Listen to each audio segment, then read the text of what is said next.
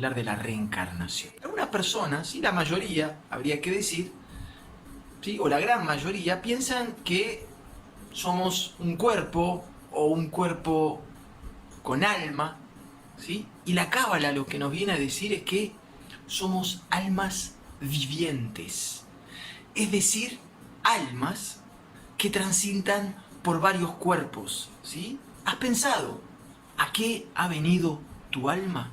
Porque si tú estás aquí, tengo una noticia para darte. Tu alma vino a cumplir algo. Es más, tu alma vino a corregir algunas cosas. Por eso es muy importante conocer qué es lo que vino a corregir tu alma en esta encarnación. Es importante, ¿sí?, que conozcas y que hagas tu tikkun. Tikkun en hebreo es reparación, la reparación del alma. Fíjate que la palabra reencarnación, ¿sí?, o lo que uno conoce como reencarnación, en hebreo se dice Gilgul, significa transmigración, ¿sí? La transmigración, es decir, es el viaje del alma del cual estamos hablando. El alma es la protagonista en esa palabra Gilgul.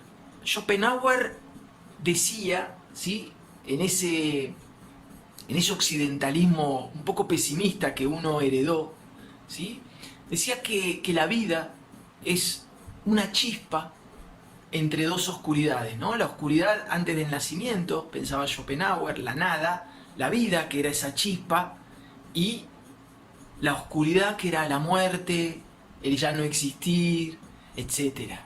Yo creo que ahora que uno ha caminado un poquito más, uno puede empezar a ver la vida al revés, ¿no?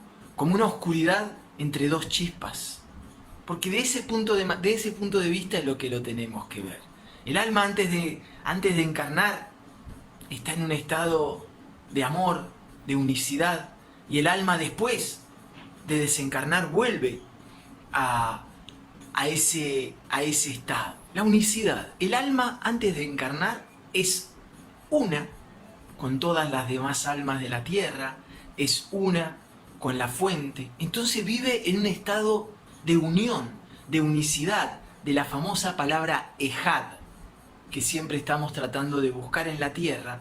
El alma, ¿sí?, cuando no está encarnada, vive en ese estado permanente. Una de las cosas más difíciles para transitar, para que un ser humano transite, es ese momento en donde el alma viene a experimentar la dualidad, la separación. Eso es lo que viene a experimentar el alma. Viene de pasar de un estado de unicidad hermoso, súper disfrutable, a un estado de separación.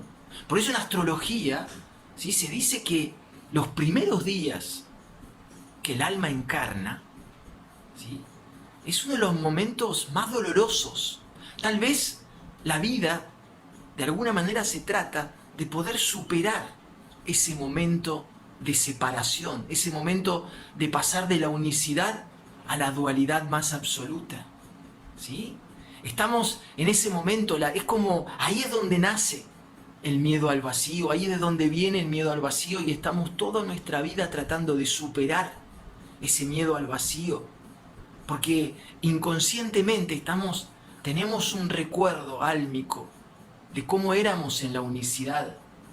Eso es lo que también venimos a tratar de reparar con los años, y a tratar de corregir, y a tratar de poder superar ese miedo al vacío, ¿sí?, esa falta de haber podido transitar de manera amorosa justamente la transición entre el mundo de la unicidad, de la Ejad, y el mundo de la dualidad, porque aquí hemos encarnado en un mundo dual.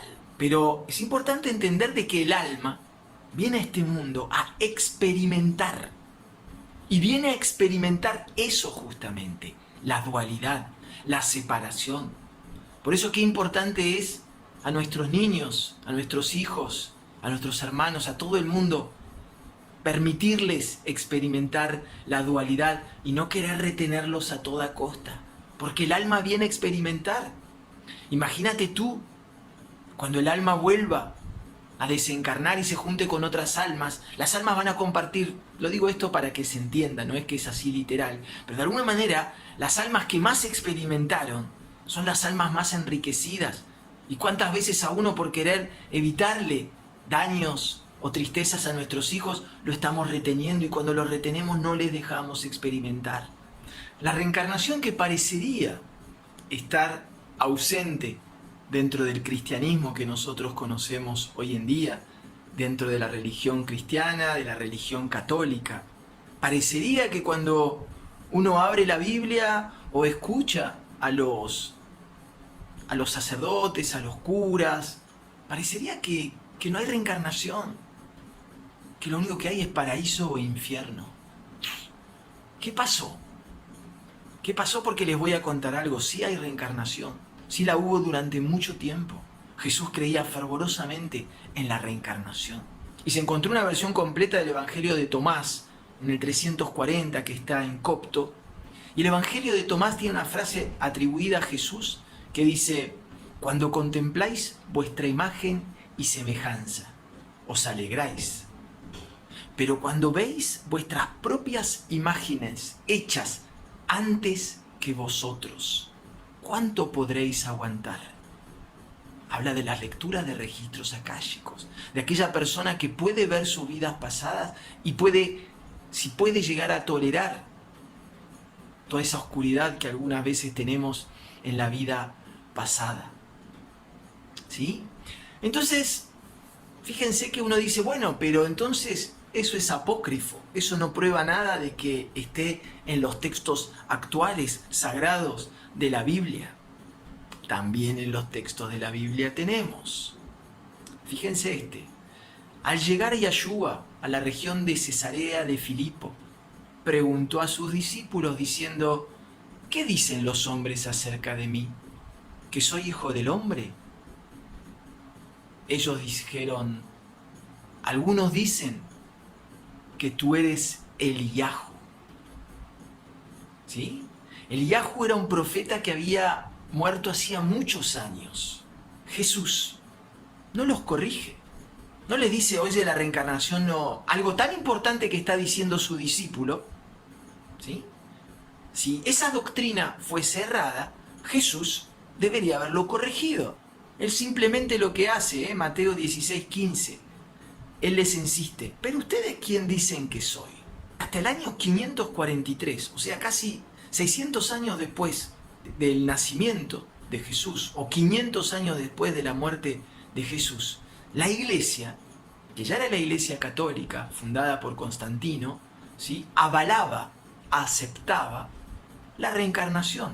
Pero de un día para el otro, la iglesia dice: listo, no hay más reencarnación.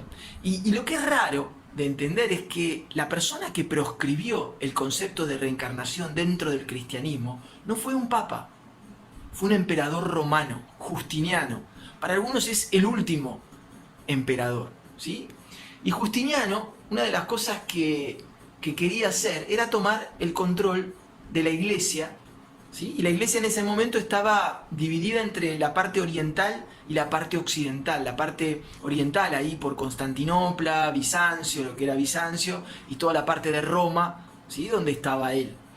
Y en la parte oriental había una persona que había vivido un tiempo atrás que se llamaba Orígenes, y que era un poquito el fundador, ¿sí?, de justamente todo lo que era el cristianismo oriental, ¿sí? Era una persona muy respetada, y que por supuesto esta persona también en todos sus escritos hablaba del Gilgul, de la transmigración del alma. Una de las razones también para poder debilitar a la iglesia oriental fue justamente atacar, ¿sí?, a uno de sus fundadores, a uno de sus padres, y atacar justamente una de las creencias o ideas que esa persona traía, que era la reencarnación. La iglesia, a partir de ese entonces, empieza a tener un poder sobre el pueblo muy importante, porque si tú crees en la reencarnación, yo no te puedo obligar a hacer las cosas que yo quiero. Distinto es que yo te diga: si tú haces mal las cosas ahora, tú te vas al infierno por el resto de tu vida. Y la Iglesia Católica es la que de alguna manera se planta en la situación y en el lugar de decidir ¿Quién va al infierno y quién va al paraíso? Nuestra alma tiene Nefesh, Ruach, que es la parte emocional, y Neshama. Neshama es la parte de los pensamientos, del intelecto, de la conciencia. La Neshama es lo que te permite poder resistir el mal, poder resistir el deseo egoísta, poder resistir aquellas cosas que te das cuenta a corto plazo te van a hacer bien, pero a largo plazo te van a hacer mal. Este mundo está como está, porque justamente no hay muchos humanos que tienen trabajado la parte más elevada del alma, que es lo que tratamos de hacer en estas clases, que es la Neshama. Entonces, Dios le dice, levántate y vete a Nínive. Nínive significa tierra de él, que es una gran ciudad. Y le dice Dios a Jonás, pregona contra ella porque ha subido su maldad delante de mí. Lo que le está diciendo Dios a Jonás, o lo que dice la Biblia que le dice Dios, es, oye, en una ciudad grande, ¿sí?, es mucho más difícil trabajar la Neshama, porque el Jara, el deseo egoísta, es muchísimo más fuerte. Una ciudad grande, ¿sí?, lo que los Rastafari llaman Babilonia. Babilonia es eso, ciudades grandes donde el Jara, el deseo egoísmo, el consumismo, todo eso es tan fuerte. Lo que quiero que entiendan, ¿sí?, es que hasta ese momento Jonás no estaba encarnado. Eso es lo que poca gente entiende. Hasta ese momento Jonás no está encarnado. Dios le está hablando al alma pura. Y le dice, oye, tú tienes una misión, tú vas a ir a Nínive. Y todo el tiempo, durante la historia de Jonás, la nave, el barco en el cual va Jonás, significa justamente el cuerpo. Pero Jehová, continúa diciendo, hizo levantar un gran viento en el mar y hubo en el mar una tempestad tan grande que se pensó que se partiría la nave. Muchas veces la vida nos va pegando y recibimos golpes, y cuando recibimos golpes fuertes es porque no estamos cumpliendo la misión de nuestra alma. No voy a parar, dice el universo, de sacudirte hasta que te des cuenta que tienes que hacer tu tikkun. Cuando el alma empieza a hacer su corrección, empiezan de alguna manera, ¿sí?, a desaparecer las plagas de tu vida. Siempre que recibís un golpe fuerte, sea cual sea, es porque el universo te está diciendo, no estás haciendo tu corrección, no estás haciendo tu tikkun, estás desviándote de la misión que tenía tu alma. Bien, espero entonces que esta 12ª clase de introducción a la Cábala te haya gustado, ¿sí? Como siempre agradezco muchísimo tu interés, muchísimo tu aporte, y te digo, como siempre, hasta el próximo contenido.